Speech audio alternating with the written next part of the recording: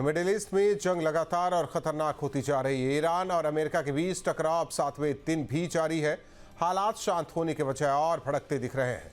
America और Israel मिलकर Iran के कई सैन्य ठिकानों पर लगातार बमबारी कर रहे हैं, लेकिन इतने बड़े हमलों के बावजूद ईरान पीछे हटने को तैयार नहीं है।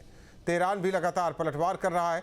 सिर्फ इजरायल ही नहीं बल्कि अमेरिका के सहयोगी देश और सैन्य ठिकानों को निशाना बना रहा है। मिडिल ईस्ट में मिसाइलों और ड्रोन हमलों का सिलसिला तेज हो गया है। ऐसे में गंभीर सवाल उठ रहे हैं कि क्या वाकई ये टकराव बड़े युद्ध में बदलने जा रहा है। दो टूक में करेंगे चर्चा, लेकिन उससे पहले बड़े सवाल। अमेरिका का वार, ईरान का पलटवार, जंग में आर पार, दुनिया की बड़ी ताकतों की टक्कर, महाविनाश की डगर, बम का जवाब बम, तीसरे विश्व युद्ध की ओर कदम, मिडिल ईस्ट की जंग आम लोगों की जेब को करेगा तंग, ईरान इजरायल युद्ध का असर, महंगाई का सताने लगा डर। इन्हीं सवालों के साथ करेंगे मेहमानों से चर्चा। हमारे साथ जुड़ रहे हैं colonel retired Rajveer Sharma ji, defence expert, major general retired Anil Dwivedi ji, defence expert. आप दोनों मेहमानों का स्वागत है। मेजर जनरल द्विवेदी जी, 7वां दिन, अब क्या कुछ बदलाव आप देख रहे हैं? क्योंकि एक तरफ इजराइल यूएस लगातार ईरान पर हमले कर रहा है, लेकिन ईरान भी उसी तरीके से जवाब भी दे रहा है। जितना कम आका गया था इन दोनों देशों की तरफ से, उससे कहीं ज्यादा ईरान निकल गया है।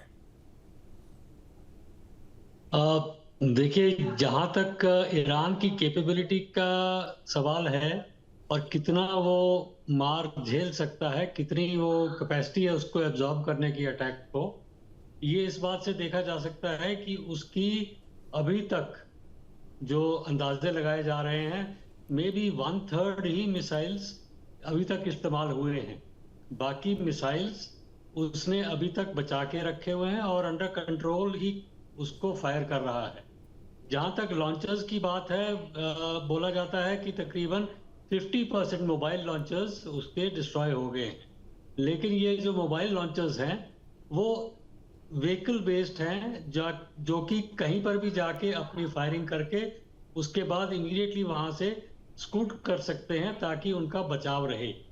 तो ये सारी चीजें देखते हुए और जो इनकी मिसाइल्स हैं, जो खासकर हाइपरसोनिक मिसाइल्स हैं, जो कि और सुपरसोनिक मिसाइल्स जिनकी सर्वाइवेबिलिटी ज़्यादा है, और अमेरिकन और इजरायली डिफेंस सिस्टम्स इसको 100% वो इनइफेक्टिव नहीं कर पा रहे हैं। ये सब देखते हुए ईरान के पास ऐसा लग रहा है कि वो अभी कैपेबिलिटी है, और इसके हिसाब से ये जो जंग चल रहा है वो लंबा खींचने के आसार नजर आ रहे हैं। इसलिए ये अभी तो कहना एकदम मुश्किल होगा कि भाई कब तक चलेगा, लेकिन कैपेबिलिटी अवश्य है, खासकर अगर आप उसकी। लेकिन इन 7 दिनों का आकलन, इन 7 दिनों का आकलन करें, इन 7 दिनों का आकलन करें मेजर जनरल द्विवेदी जी, क्योंकि फर्स्ट डे से ही यूएस कहता रहा कि हम तो कुछ ही दिन में खत्म कर देंगे, फिर 4 हफ्ते, फिर 8 हफ्ते, अब तो और बढ़ेगा जिस हिसाब से स्थिति देखी जा रही है।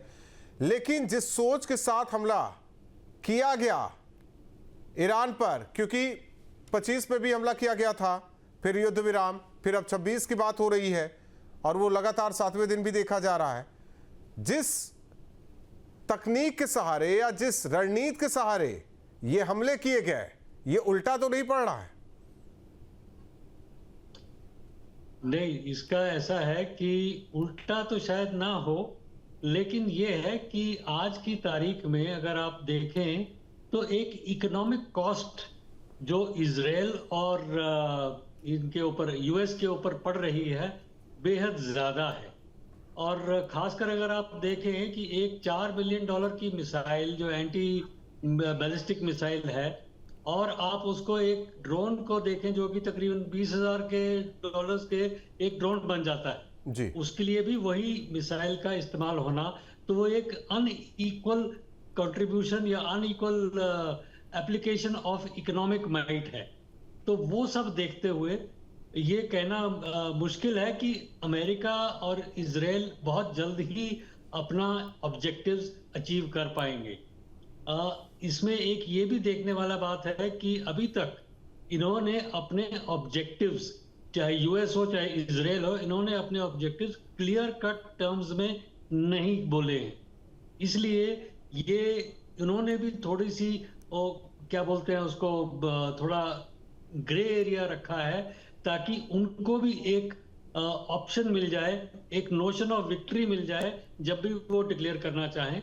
तो इसलिए ये कहना अभी तक यही रहेगा कि पिछले 7 दिनों में जब तक उन्होंने पहले बोला था कि भाई दो चीजें हैं यहाँ, देखिए दो चीजें हैं। इजराइल का नाटो देश से आह्वान करना, गवर्नमेंट हो जाएगा, रेजीम हो जाएगा, वो हो नहीं पाया। ठीक है, ठीक, यही सवाल आगे बढ़ाएंगे। कर्नल शर्मा जी, आवाज आ रही है आपको? हाँ, मैं आपको सुन पा रहा हूं। ठीक है, एक सवाल आपसे यह है कि देखिए इस युद्ध के बीच में एक खबर यह भी कि इजराइल ने नाटो देशों से भी आह्वान किया कि भैया आप भी आइए, अब ईरान की ऐसी तैसी करके ही मानेंगे हम। यूएस के साथ तो लगातार हो ही रहा है। दूसरी ओर एक खबर यह भी आई कि कुर्दों के साथ यूएस की मिलिट्री वो अब जमीन पर उतरेगी क्या? हाँ, ये हो सकता है, क्योंकि जो एक ही जो विंडो ऑफ अपॉर्चुनिटी अवेलेबल है वो north west portion of Iran, जो बॉर्डर है इराक के साथ लगता है, थोड़ा सा सीरिया से भी टच हो रहा है, जिसको अगर सारे को हम मिला के कहें तो कुर्दिस्तान है। और कुर्द एक ऐसी आबादी है, शायद दुनिया की सबसे बड़ी आबादी है, जो कि जिसको कोई देश नहीं मिला है। और यकीनन ग्राउंड फोर्सेस आएंगी, हो सकता है और 3-4 दिन लगेंगे, और ये ट्रम्प साहब की सबसे बड़ी गलती भी होगी इतिहास में, आप देखते जाइएगा। पहला फेज है जो कुर्द लड़ाके लड़ेंगे, बिकॉज वो आयतुल्लाह खुमैनी के भी खिलाफ रहे हैं पूरे टाइम। उनकी डिमांड है, उनको अलग देश चाहिए। कुछ हिस्सा उनका इराक में है, कुछ ईरान में है, जैसे हमारे पाकिस्तान का खैबर पख्तूनवा और अफगानिस्तान में उनके पश्तून इलाके हैं, इसी तरह से बटा हुआ है। लेकिन अब सबसे बड़ी ये चीज है, जैसे मैं इसमें देख पा रहा हूं कि ईरान ने आज साफ किया है, मैं आज उनके फॉरेन मिनिस्टर को सुन रहा था, उसने बताया है कि हमने अमेरिका से कोई पीस टॉक नहीं किए हैं, न हमें जरूरत है, हम उनका वेट कर रहे हैं। ईरान अपने अस्तित्व की लड़ाई लड़ रहा है, और जब भी दुनिया में किसी ने अस्तित्व की लड़ाई लड़ी है तो वो उसकी ताकत बढ़ जाती है, इसी सोच के साथ भी बढ़ जाती है कि हम छोड़ेंगे नहीं। और इतने लोग हमला कर रहे हैं। दूसरी तरफ आप देखिए, अब ट्रम्प साहब साइकोलॉजिकल वॉरफेयर खेल रहे थे, लेकिन उन्होंने जब नाटो कंट्रीज को शामिल करने की सोची तो क्या हुआ? यूएस ने उनको, यूनाइटेड किंगडम ने उनको अपने बेसिस देने से मना कर दिया। हालांकि आज उन्होंने डिगो गार्सिया में यूज करने के लिए ओके किया है, जो तकरीबन ईरान से 4,000 कुछ किलोमीटर की दूरी पे है, यूज कर सकता है, उसके एयरक्राफ्ट को आने जाने में आसानी रह सकती है। लेकिन टर्की जो है नाटो देश का बड़ा मजबूत कंट्री है, वो इसके खिलाफ है। इटली ने सिर्फ अपना एडमिनिस्ट्रेटिव सपोर्ट देने की बात की है। स्पेन ने शक पहले ही जाहिर कर दिया है, और अब रशिया और चाइना भी किसी न किसी अपने तरीके से वो ऑलरेडी सपोर्ट कर चुके हैं मेरे हिसाब से, क्योंकि एक एक्सरसाइज चली है फरवरी के महीने में, जिसमें उन्होंने फरवरी के पहले हफ्ते में, जिसमें शायद उन्होंने जितना सपोर्ट देना था दे चुके हैं। और एक और चीज आप यहां देखेंगे जी, कि जैसे मेरे सीनियर पैनलिस्ट जो अभी थोड़ी देर पहले कह रहे थे कि वो 14,000, 15,000, 10,000 करोड़ की जो मिसाइल या सिस्टम फायर करते हैं, तो ईरान वाले उसको, ईरान का जब ड्रोन आता है जो 20-30 लाख का है, और वो डैमेज जो पहुंचा रहा है वो हजारों करोड़ में पहुंचा रहा है, 10,000, 15,000 करोड़ के सिस्टम की बर्बादी की तरफ पहुंच रहा है। अमेरिका भी इतनी आसान स्थिति में नहीं है। अमेरिका को अब शायद ये नहीं समझ में आ रहा है कि उसने अटैक कर दिया है, but America is not having exit policy, कि इससे वो निकलेगा कैसे, ऐसा मुझे लगता है। नहीं, हमें मुझे जहां तक लग रहा था कि ये खामनेई की खात्मे के बाद हो सकता है कि कुछ इसमें नतीजा निकल जाए, अमेरिका सोचता था या इजराइल सोचता था, लेकिन उसे ये नहीं पता था कि अब ये उल्टा पड़ने वाला है। ये बिल्कुल ठीक है। पहले तो मैं अपने सीनियर पैनलिस्ट को जय हिंद बोलता हूं, जय हिंद सर। एंड ये जो आपका पॉइंट था, इसमें यकीनन दुनिया को लग रहा था कि वो सिर्फ खामनेई को खत्म करना चाहता है और उसके जो सहभागीदार हैं उनको खत्म करना चाहता है, लेकिन दूसरा एम वो भी क्लियर था कि चाइना की जो एनर्जी रिसोर्सेज हैं जो स्ट्रेट ऑफ हॉर्मुज से निकल रहे हैं, उसको भी वो रोकना चाहता था। ये सब ठीक है, लेकिन अब आप देखते जाइएगा अगले एक हफ्ते के अंदर अमेरिका को ये सोचने पे मजबूरी आ जाएगी कि मैं इस युद्ध से निकलूं कैसे। We require lot of very intelligent politician because युद्ध की प्रार्थना planning भी ऐसे हुई नहीं आज, की है। ट्रम्प के लिए प्रार्थना भी हुई है वहां। ये प्रार्थना आगे किस लिए हुई? देखिए, मैं आपको एक एग्जांपल जी। दूंगा। हिंदुस्तानी सेनाएं जब हमारे पार्लियामेंट पे अटैक हुआ था, शायद हमारे उस वक्त जो प्रधानमंत्री थे श्री अटल बिहारी वाजपेयी जी थे, और हमारी फौजों ने मूव किया था, और तकरीबन 6 7 8 महीने तक शायद पराक्रम में हम लोग पड़े रहे थे। लेकिन जब उनसे पूछा गया, पहले तो पूरे अखबारों में, मीडिया में एक लाइन थी, अब होगी आर पार की लड़ाई, और शायद ये प्रधानमंत्री के भी लफ्ज थे। लेकिन जब उनसे कई बहुत समय बाद जब पूछा गया, तो उनका एक शब्द था जो एक बहुत ही होशियार हुक्मरान की एक पहचान थी। उन्होंने कहा, युद्ध तो मैं कभी भी कर सकता हूं, लेकिन अभी मुझे ये नहीं समझ में आ रहा कि मैं एग्जिट कब करूंगा। सही बात। And so much of damage could be saved on both the sides. और दुश्मन को पता लग गया। अब हमने ऑपरेशन सिंदूर में उनको बता दिया है, जो हमारे पड़ोसी पाकिस्तान जो हर बार हमारे यहाँ कुछ ना कुछ छेड़खानी करके जा रहा था, अभी उसको समझ में आ गया है, उसके आवाम को भी समझ में आ गया है। और मैं ऐसा सोच रहा हूँ, देखिए ये मेरा अपना पर्सनल ओपिनियन है, दुनिया के जिस भी क्षेत्र में जो लोग बहुत चालाकी से एक दूसरे को तंग कर रहे हैं, वो सब इसका खामियाजा भुगतेंगे। ईरान ने हिजबुल्लाह को फाइनेंस किया, हौतीज को फाइनेंस किया, और गाजा में फाइनेंस किया। आप कर क्या रहे हैं? आप अपने देश को चलाइए, आप दूसरों के ऊपर क्यों हमला कर रहे हैं? अमेरिका भी क्या कर रहा है? वेनेजुएला से उठा लिया किसी को, पहले लीबिया में प्रॉब्लम क्रिएट कर दी, सीरिया में प्रॉब्लम क्रिएट कर दी। आप अपने देश पे अगर ध्यान नहीं रखेंगे, ये करेंगे, तो आखिर में खामियाजा भुगतेंगे। सऊदी अरेबिया क्या कर रहा है? सऊदी अरेबिया हमसे भी दोस्ती करना चाहता है, पाकिस्तान से उसका डिफेंस एग्रीमेंट होता है, और मुझे करेक्ट तो नहीं मालूम है, लेकिन बहुत सारे इन खाड़ी देशों से हमारे देश के बहुत सारी फिरका परस्त ताकतों के लिए बहुत सारी फंडिंग आती रही है, जिसके ऊपर कोई बोलता नहीं है। सही बात। जो करेगा वो भरेगा, ये इनके सबके करतूतों का एक खामियाजा है। एंड जो करेगा जो भरेगा। मेजर जनरल द्विवेदी जी, अब तो पूरी दुनिया भरने के लिए तैयार है, करने के लिए केवल यूएस। हर जगह लड़ाई, हर जगह लड़ाई, हर जगह लड़ाई। होर्मुज की बात हो रही है, आवाजाही बंद, तेल संकट, गैस संकट, सारे संकट, विश्व में मंदी की आहट, ये तमाम बातें कही जा रही है। हालांकि ये सरकार की, भारत सरकार की तरफ से दिलासा दिया जा रहा है कि नहीं, ऐसी स्थिति कोई नहीं है। लेकिन हाँ, अगर ये लंबा खिंचा तो स्थिति बनेगी, उसकी आहट सुनाई दे रही है।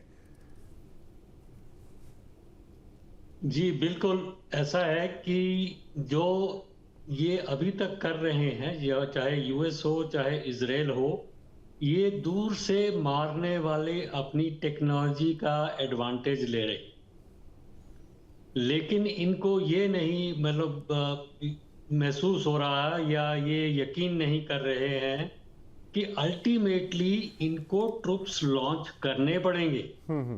यदि आप ट्रुप्स लॉन्च की बात करते हैं, तो आप ये कंपेयर करें, यदि ईरान और अमेरिका के जितने ट्रुप्स उस इलाके में आए हुए हैं, उनमें से ग्राउंड सोल्जर्स कितने हैं, उनकी कैपेबिलिटी इन नंबर्स कितनी रहेगी, तो ये युद्ध जो है, अगर वो इस स्टेज के ऊपर आता है कि भाई एक ग्राउंड ऑपरेशंस लॉन्च करने पड़ेंगे, तो उसमें दोनों साइड्स को बहुत भारी खामियाजा झेलना पड़ेगा। इनफैक्ट यूएस और इजराइल, जो कि एग्जैक्ट बॉर्डर्स में नहीं है, वो उनका कोई बॉर्डर टच नहीं हो रहा है ईरान से, तो उनको एक एरिया कवर करके वहां पर आना पड़ेगा और उसके बाद ऑपरेशंस करने पड़ेंगे।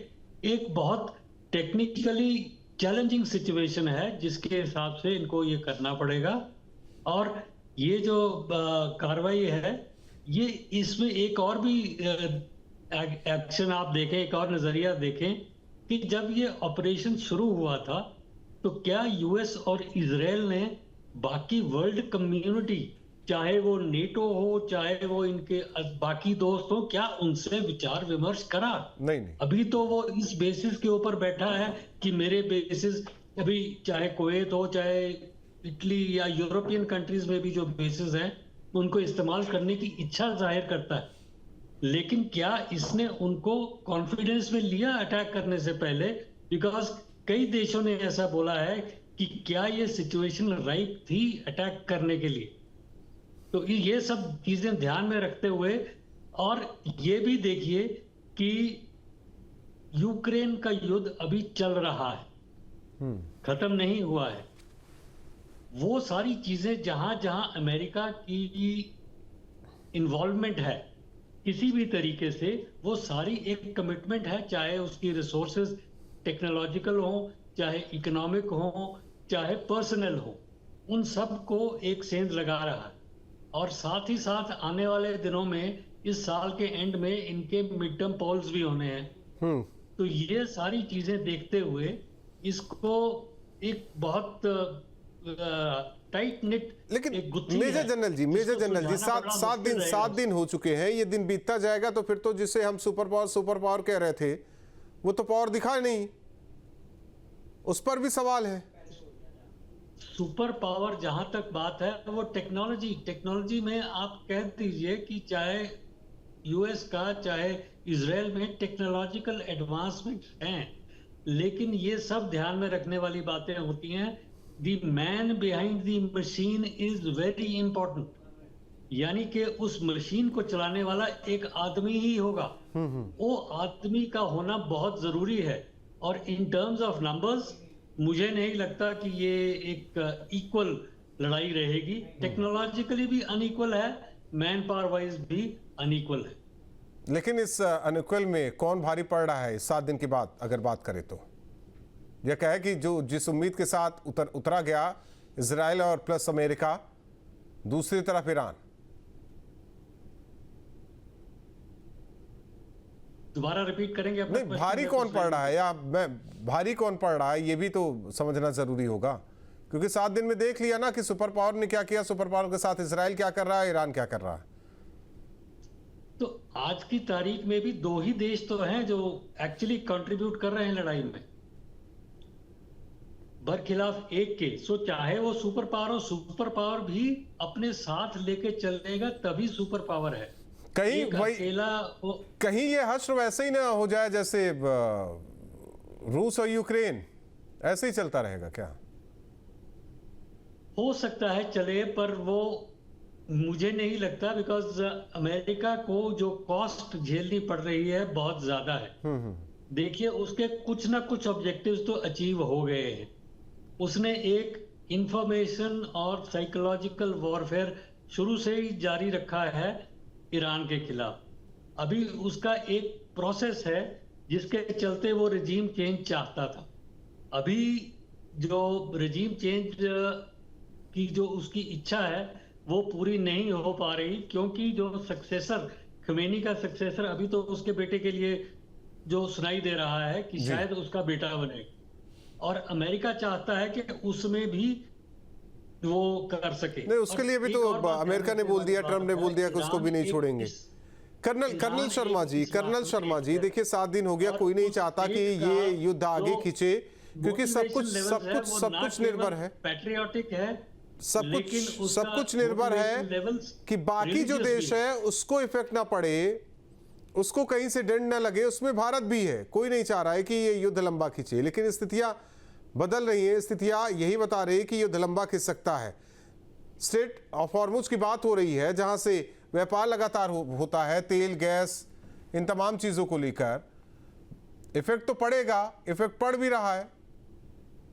ये बात आपकी ठीक है, इफेक्ट तो आना ही है, लेकिन 2-3 चीजें हैं। जैसे बॉक्सिंग के गेम में जब एक कमजोर पड़ रहा होता है तो एक सिस्टम होता है, रेफरी स्टॉप्स द कॉन्टेस्ट। तो अभी यहाँ रोकने के लिए कोई रेफरी नहीं है, और वो स्थिति भी नहीं है कि well fought blue read the winner, वो भी नहीं है। रही बात जो हमारे अपने देश की, यकीनन मैं पूरे देशवासियों से कहना चाहता हूं कि देश का हित ही सर्वोपरि है। बहुत सारे अलग अलग जगह से आज मैं बातें सुन रहा था, कोई कहता है जो ईरानियन शिप देना था उसको डिस्ट्रॉय कर दिया, भारत ने क्या किया। मैं बताना चाहता हूं देश को, वो हमारे एक्सक्लूसिव इकोनॉमिक जोन जो 200 किलोमीटर की रेंज है उससे काफी बाहर था। वो गाले जो श्रीलंका का पोर्ट है उससे भी करीब 74 किलोमीटर दूर था, अप्रोक्सीमेटली 49 नॉटिकल माइल्स। और जो अंडर वाटर सबमरीन्स हैं उसके लिए सैटेलाइट सिस्टम है, उसमें हमारे खास करके अपने देशवासियों को, हमारे देश को लेट डाउन करने की कोशिश नहीं करनी चाहिए। ये युद्ध जैसी स्थिति है, देश की एकता को मजबूत रखना चाहिए। वैचारिक असमानता हो सकती है, लेकिन आज सुबह से एक इसके ऊपर बात चल रही है। मैं कहना चाहता हूं इसमें देखिए कर्नल शर्मा जी, जबकि ये तो ईरान, यूएस और इजराइल की बात है। जब यहाँ सिंदूर में नहीं बख्शा गया, ऑपरेशन सिंदूर में नहीं बख्शा गया, जब भी पाकिस्तान के साथ कुछ होता है वहाँ नहीं बख्शा जाता, तो हम उम्मीद किससे कर रहे हैं कि हम उन्हें समझा सकते हैं? समझदारों को समझाया जा सकता है। ये देशवासियों के लिए है जो सही तरीके से सोचना और समझना चाहते हैं। जो नहीं समझना चाहते उनके लिए नहीं है। और रही बात, हमें यकीनन हमारे फोर्सेस ऐसे वक्त पे हर जगह किसी भी देश के फोर्स अलर्ट रहेंगे। और जैसे जनरल द्विवेदी सर ने कहा कि man behind the weapon is very important. अगर अमेरिका नॉर्थ वेस्टर्न फ्रंट, एक ही फ्रंट अवेलेबल है, क्योंकि उसके थोड़ा सा दाहिने जाएंगे अजरबैजान है। अजरबैजान दुनिया के शिया मुसलमानों का दूसरा बड़ा देश है और वो ईरान का दोस्त है। वहां से अटैक नहीं हो सकता, कैस्पियन सी की तरफ से नहीं हो सकता। अफगानिस्तान बॉर्डर और पाकिस्तान, ये दोनों खुद भी उलझे हुए हैं और पूरा माउंटेनियस बॉर्डर है। पाकिस्तान तो दे सकता है ना कुछ, कहिए आइए यहाँ से। पाकिस्तान खुद उलझा हुआ है और पाकिस्तान की माली हालत इतनी कमजोर है, शायद सारी दुनिया को मालूम है, और अफगानिस्तान ने उसको उलझा रखा है। आज रावलपिंडी में नूर खान बेसिस पे आज उसने हमले किए हैं, उन्होंने बड़ा मुंहतोड़ जवाब दिया है, तो उधर से नहीं हो सकता। और ये जो गल्फ की तरफ से पूरी 1500 किलोमीटर की माउंटेनियस रेंज है, नहीं हो सकती। और एक और चीज है, अभी ऐसा नहीं है कि जो यूएस की जो इन्फेंट्री जब उतरेगी, मुझे लगता नहीं इस तरह के मौसम में उसको काम करने की आदत है, हो नहीं पाएगी, बड़ी हिचक है, ऐसा हो नहीं सकता। लेकिन अगर ये कर दिया तो ये युद्ध बहुत खिंचेगा, आप सब देखेंगे। मुझे इसमें कोई शक ही नहीं है। नहीं, जिस उम्मीद के साथ आया गया था कि 2-3 दिन 4 दिन 5 दिन में खींच देंगे इसको, सब कुछ खत्म कर देंगे, लेकिन वो उम्मीद भी तो पूरी नहीं हो रही है सुपर पावर की। जनाब शायद 5 हफ्ते में भी अगर ये कुछ हो जाए, क्योंकि वो रेफरी स्टॉप्स द कॉन्टेक्स्ट वाला हिस्सा है ही नहीं, यहाँ कहीं रेफरी नहीं है। दोनों तरफ से आप ये देखिए, नाटो ने अमेरिका को इतना अच्छा सपोर्ट नहीं दिया जो उसको लग रहा था। उसको लग रहा है दुनिया में सब उसकी बात सुनेंगे। उसके एक्शन को भी मैं अप्रूव नहीं करता हूँ, गलत एक्शन किए हैं। कल को ये एक्शन जो उसने आज ईरान पे किया है, वो कल को एक्शन किसी और पे भी हो सकता है। दुनिया को ये गलतफहमी नहीं होनी चाहिए, या तो सब मेरी बात माने और नहीं तो मैं हमला कर दूंगा। Not possible. World should be alert.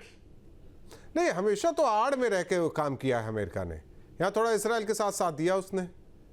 इस बार उसने इजराइल का साथ दिया, लेकिन हमला इजराइल से पहले किया उसने, क्योंकि वो नहीं चाहता था कि इजराइल का नाम, वो खुद आना चाह रहा था। और सही मायने में उसको ईरान बहुत कमजोर लग रहा था। उसको लग रहा था कि मैं जाऊंगा और ईरान को 2-4 दिन में हरा उरू के आ जाऊंगा। ये गलती कर दी उसने। They have not planned, they planned there entry, they have not planned exit. और दुनिया को बहुत केयरफुल रहना चाहिए। एक और मैं चीज बात कहना चाहता हूं हमारे देशवासियों के लिए। तकरीबन हमारा 1 करोड़ 10-15 लाख हमारी आबादी का हिस्सा सारे गल्फ कंट्रीज में बैठा है इस वक्त। हमें उनकी हिफाजत के बारे में भी सोचना चाहिए। नहीं, लौट रहे हैं वहां से, खाड़ी देशों से लौट रहे हैं लोग, लौट रहे हैं, लेकिन 1 करोड़ 10 लाख को वापस लेने के लिए बहुत वक्त लगेगा। आप देखिए ऑपरेशन गंगा में जब हमने यूक्रेन से अपने 18,000 विद्यार्थी और 2,000 बाकी नागरिकों को निकाला, मैं कुछ समय लग गया था। इस पे मैं कुछ कहना भी चाहता हूँ मेजर जनरल जी से कि लोगों लग रहा था हाँ दुबई, अरे बड़ी बड़ी इमारतें ये है, वहाँ ऑफिस खोलेंगे, यहाँ कुछ नहीं है भारत में। आज ज़रूरत पड़ी ना भारत की, आज ज़रूरत पड़ी ना यहाँ की सरकार की। और हमें लगता है कि ईरान जो आज लड़ाई लड़ रहा है कि वो केवल इसीलिए लड़ रहा है कि आज ईरान को उनके लोगों की ज़रूरत है और उनके लोगों को ईरान की ज़रूरत है। मेजर साहब, जहां तक भारत का सवाल है, इंडिया ने अभी तक इन प्रिंसिपल सपोर्ट दी है और उन्होंने लेकिन डायरेक्ट सपोर्ट अभी तक नहीं दी है। इन दी फैक्ट दैट हमारा जो बेसिक प्रोसेस या बेसिक प्रिंसिपल रहा है नॉन अलाइनमेंट का, तो उसके चलते नेशनल इंटरेस्ट प्रायोरिटी 1, हमारे नागरिक प्रायोरिटी 1, उसके बाद हमारी बाकी रिलेशंस रहती। तो जहां तक भारत का सवाल है, भारत ने ना तो यूएस का साथ दिया है ना इसका दिया है। उन्होंने अभी केवल जो अभी तक पहली स्टेटमेंट्स दी हैं, खमेनी के डेथ के ऊपर उन्होंने अपना सांत्वना दी है। तो इस चलते भारत ने अपने पूरे ऑप्शंस खुले रखे हैं। लेकिन इन प्रिंसिपल जो है वो एक नॉन अलाइंड है, और एक जो हमारी हमेशा से स्टेट रही है कि ये ऐसा हमला नहीं होना चाहिए था, और ये किसी भी ऐसी डिस्प्यूट का एक रिजोल्यूशन बातचीत और डिप्लोमेसी से होना चाहिए था।